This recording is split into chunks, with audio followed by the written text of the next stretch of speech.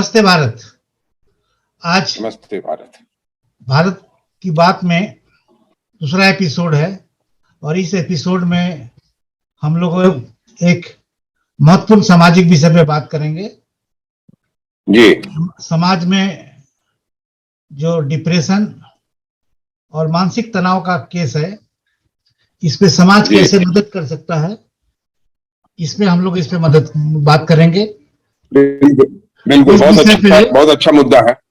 मैं आपका परिचय कराता हूं मेरे मित्र श्री गोपाल कृष्ण श्रीवास्तव से, जो मेरे जैसे ही बैंक में नौकरी करते थे और अब ये सेवानिवृत्त हो गए हैं।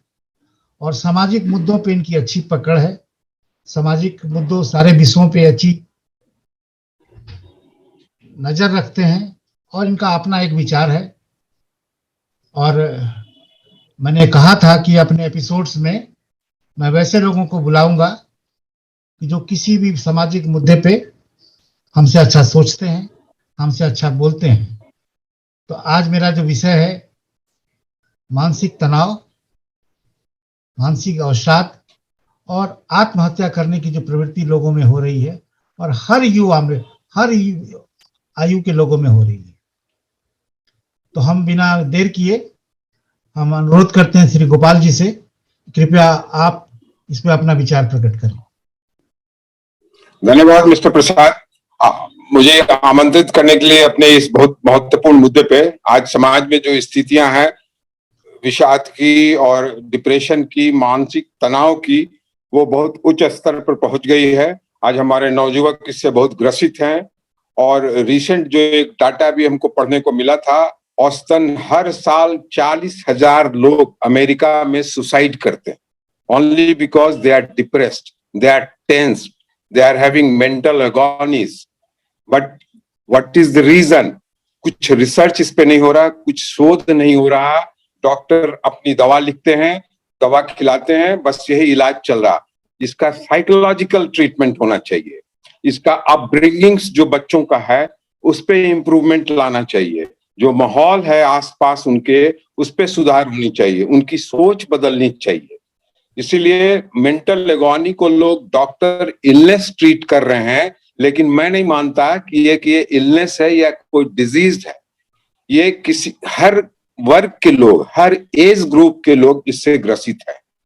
और ये अगर डिजीज होता तो निश्चित इसका इलाज होता। जब कैंसर जैसे रोगों का इलाज है तो डिप्रेशन का, मेंटल एगोनी का, मेंटल टेंशन का इलाज क्यों नहीं निकल पा रहा? इसलिए कि इसका इलाज मेडिकल साइंस में नहीं है।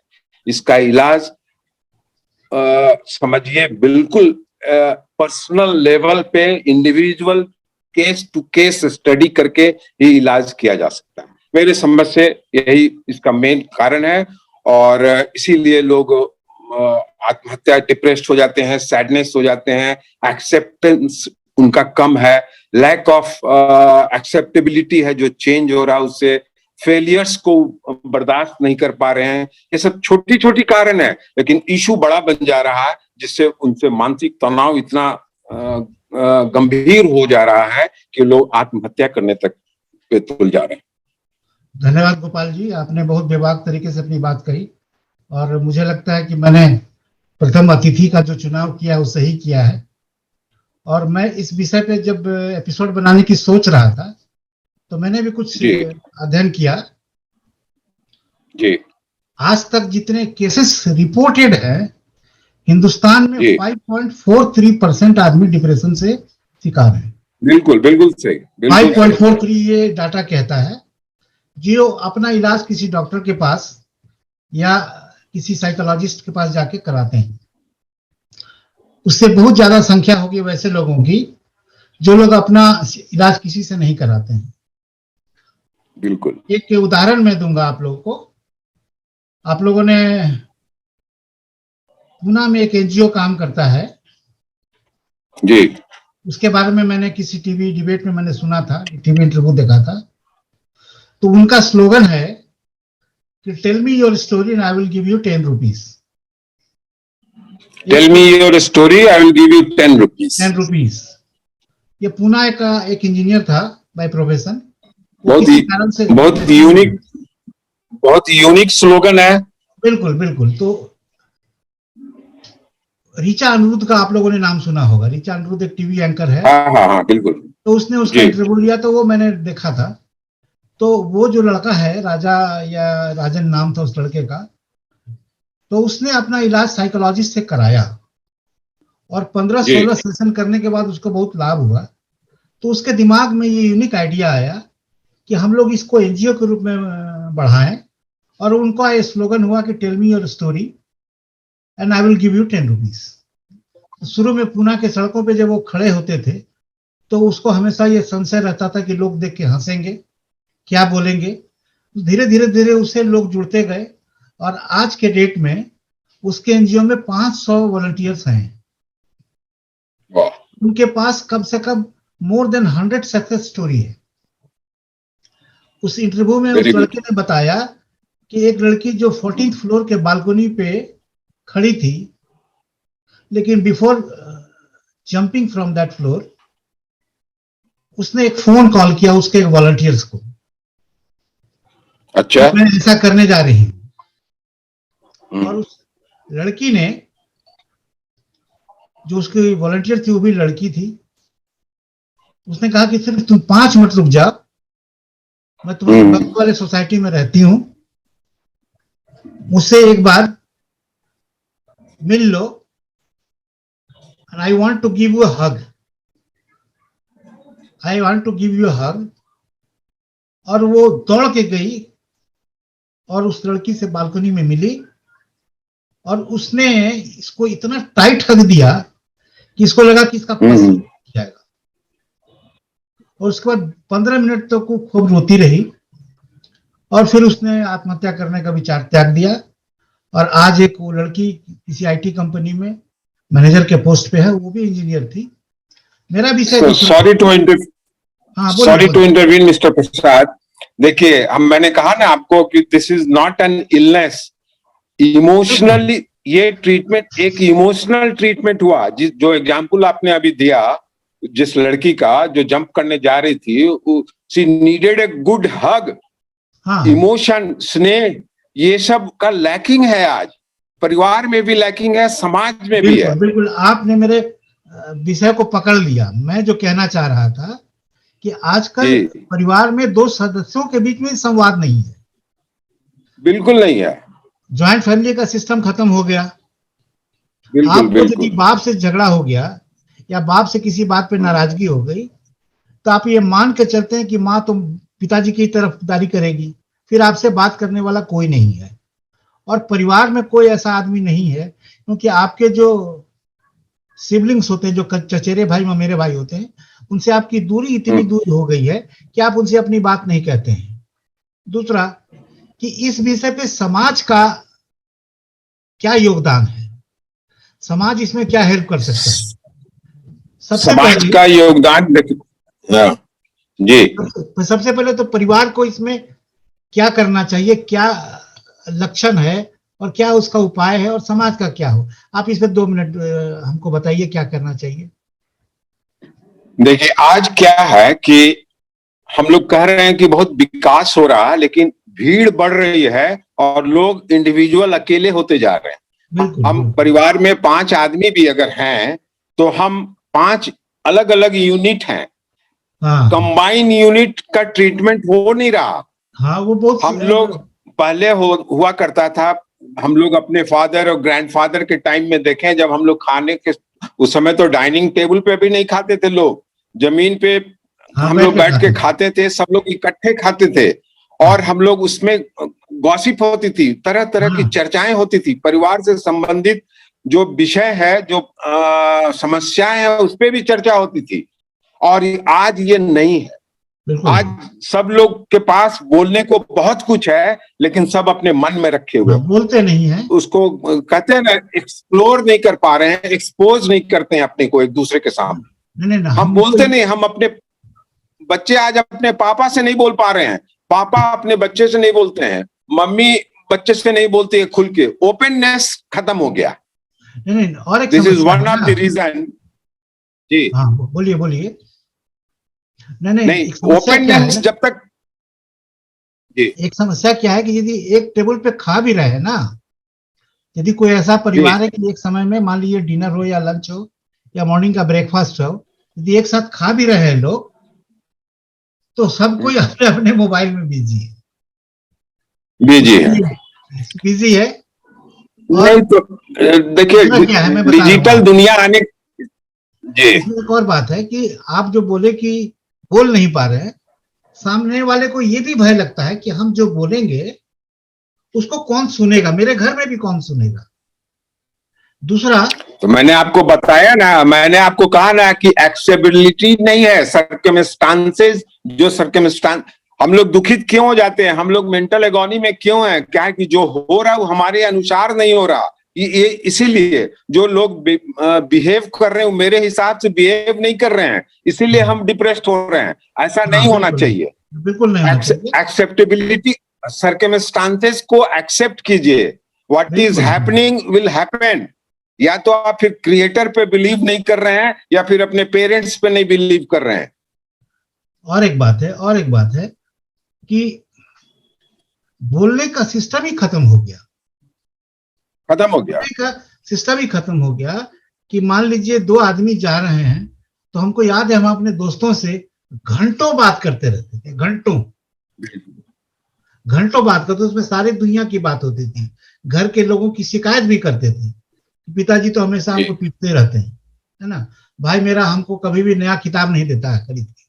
तो ये बातें होती थी। अब लगता है लोगों को बोलने में कि हम यदि घर का बात बताएंगे तो पड़ोसी मेरा हंसेगा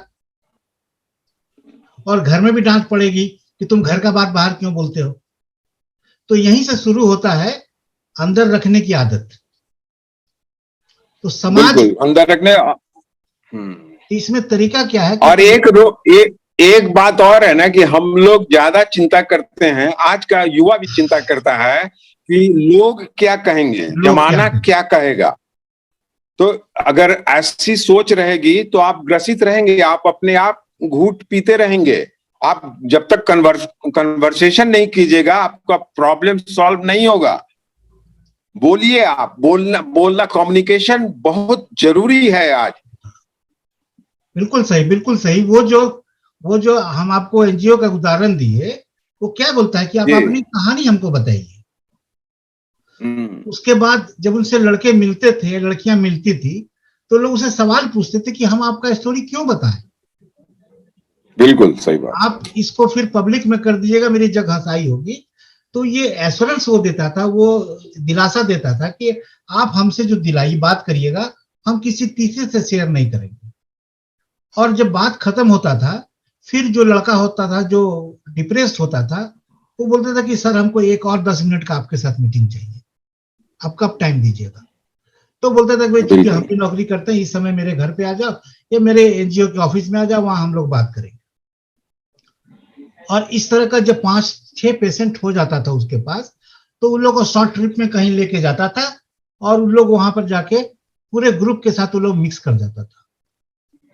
उसमें वो भी एक उदाहरण दिया कि उसी ग्रुप में उससे मिलने वाले 2 लड़के थे, एक लड़का और एक लड़की। वो लोग दोनों डिप्रेशन में थे और उसके बाद दोनों में प्रेम संबंध हो गया और फिर उस एनजीओ ने उन लोगों की शादी कराई। उसका संदेश भी ऋचा अनिरुद्ध ने सुनाया था, उस दोनों पेयर का ऋचा अनिरुद्ध ने संदेश। नहीं, वो तो है ही। देखिए, इसका मतलब है ना कि यंग पीपुल, ऑल एजेस के लोगों को जो घट रहा, जो जीवन में कमी है जिस चीज की, वो है प्यार की, स्नेह की, इमोशन की, कन्वर्सेशन की, अपनों से। हम अपनों से ही इतने दूर चले जा रहे हैं कि हम उनसे बात नहीं कर पा रहे।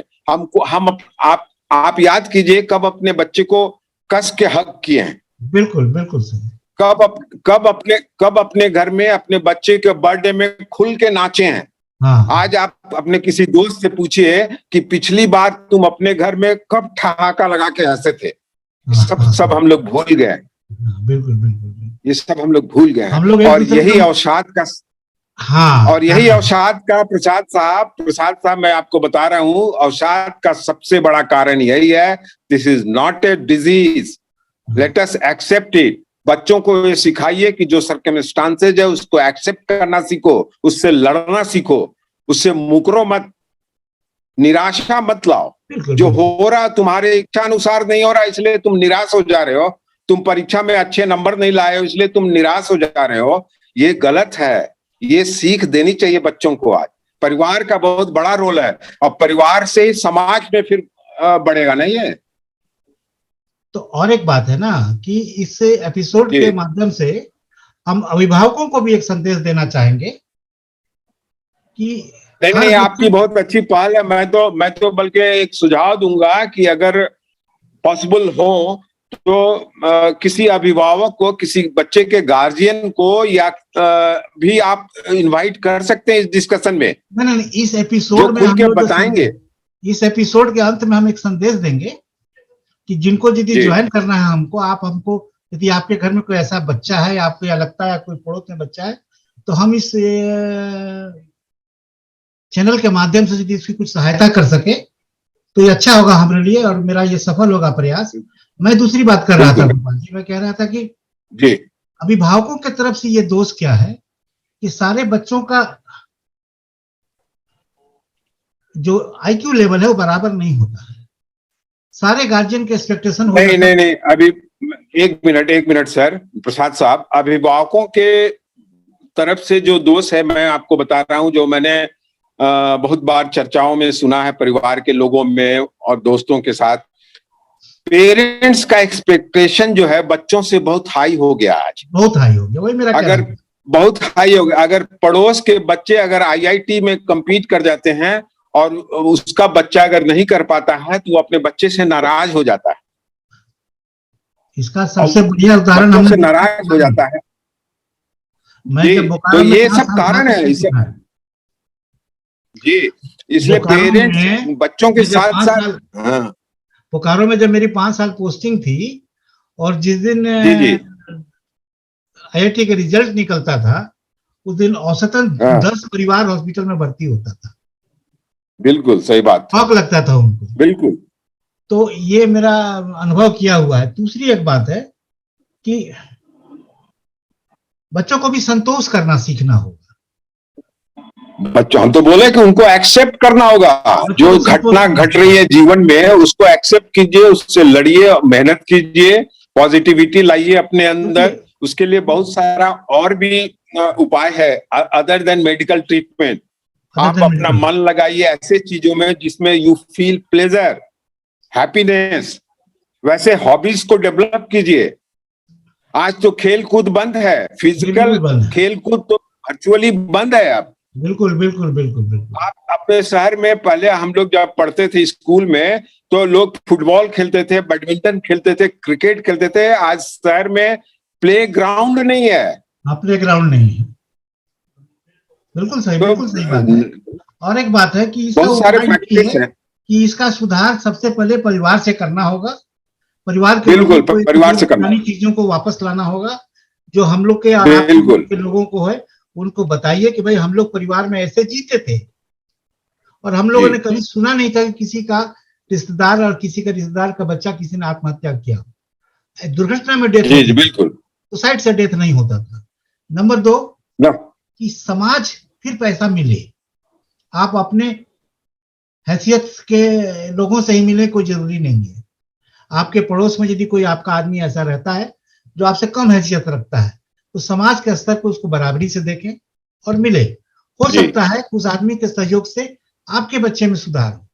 बच्चों के साथ संतोष का क्या बात है जो मैं आपको बताता हूँ 1 मिनट के लिए। जैसे मान लीजिए कि मेरा पड़ोस का बच्चा जो है, ये तो गार्जियन के पड़ोस का बच्चा IIT नहीं क्वालिफाई किया तो पेरेंट्स प्रेशर देते हैं। बच्चों में भी यह प्रॉब्लम है। यदि मान लीजिए आपका पड़ोस का कोई बच्चा है जिसको 20 लाख का पैकेज नौकरी मिल गई तो वो बच्चा डिप्रेशन में चला जाता है। इसलिए चला जाता है कि भाई हमको तो उसी कॉलेज से हम भी पढ़े, हमको क्यों 20 लाख का पैकेज नहीं मिला। तो हो सकता है कि वो लड़का 20 लाख का पैकेज लेके 5 साल में 24 लाख पे ही पहुंचेगा। लेकिन आप यदि 12 लाख के पैकेज में जाइएगा, ज्वाइन करिएगा और कंपनी में मेहनत करिएगा और आप यदि स्विच ओवर करिएगा ज्ञान लेके, तो आप 5 साल में 50 लाख के पैकेज में भी जा सकते हैं। वैसे बहुत सारे उदाहरण हैं कि साधारण इंजीनियरिंग कॉलेज से पास किया हुआ लड़का आज की डेट में IITS से ज्यादा पैकेज पे काम कर रहा है। दूसरा, इस सारे फ्रस्ट्रेशन का कारण, व्यक्तिगत जीवन का जो फ्रस्ट्रेशन का कारण है, इस नौजवानों के वैवाहिक जीवन में पड़ रहा है। बिल्कुल पड़ रहा है। और कोई का टेम्परामेंट किसी से कम नहीं है ना। हम लोग के समय में जो school of system of marriage था, तो हम लोग एडजस्टमेंट था। ये सारे तनाव का कारण इन लोग के वैवाहिक जीवन में पड़ता है। समाज से इन लोग मिलना नहीं चाहते हैं, आपस में मिलना नहीं चाहते हैं। हम बहुत कम देखते हैं कि इन लोग का कलीग विजिट होता है। इसलिए समाज और परिवार का इसमें बहुत बड़ा योगदान है। और बहुत बड़ा रोल है। हम लोग इस एपिसोड को ज्यादा लंबा नहीं करेंगे और जी कंक्लूडिंग रिमार्क्स के लिए हम गोपाल जी को अनुरोध करते हैं, और तब हम इसके संदेश को लास्ट में करके क्लोज करेंगे। आइए गोपाल जी, कंक्लूडिंग रिमार्क्स। मैं बहुत खुश हूं कि आपने ये चैनल स्टार्ट किया है, और नॉन पॉलिटिकल चैनल है जिसकी आज जरूरत थी। वरना आज टीवी में, दूरदर्शन में, वीडियो में, यूट्यूब में देखे खाली पॉलिटिकल डिस्कशन हो रहा।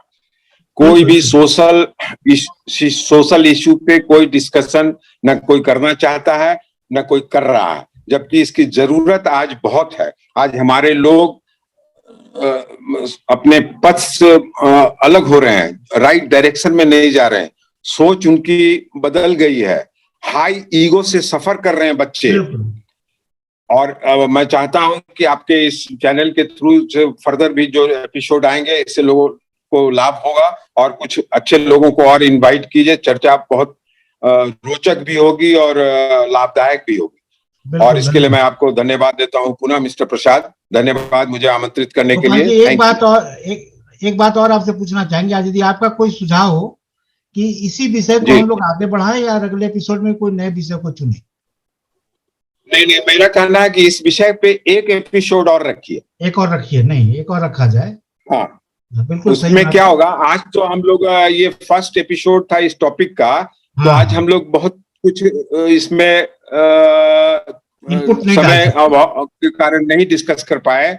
अगले एपिसोड में, और मैं चाहूंगा कि आप और किसी अन्य सज्जन को भी बुलाएं, अनुभवी सज्जन को बुलाएं, इसमें उसको उनको भी जोड़ें, और उनके विचार से भी अवगत हम लोग हों। तब पता चलेगा कि हम लोग कितनी गहराई से इस पे चर्चा कर सकते हैं।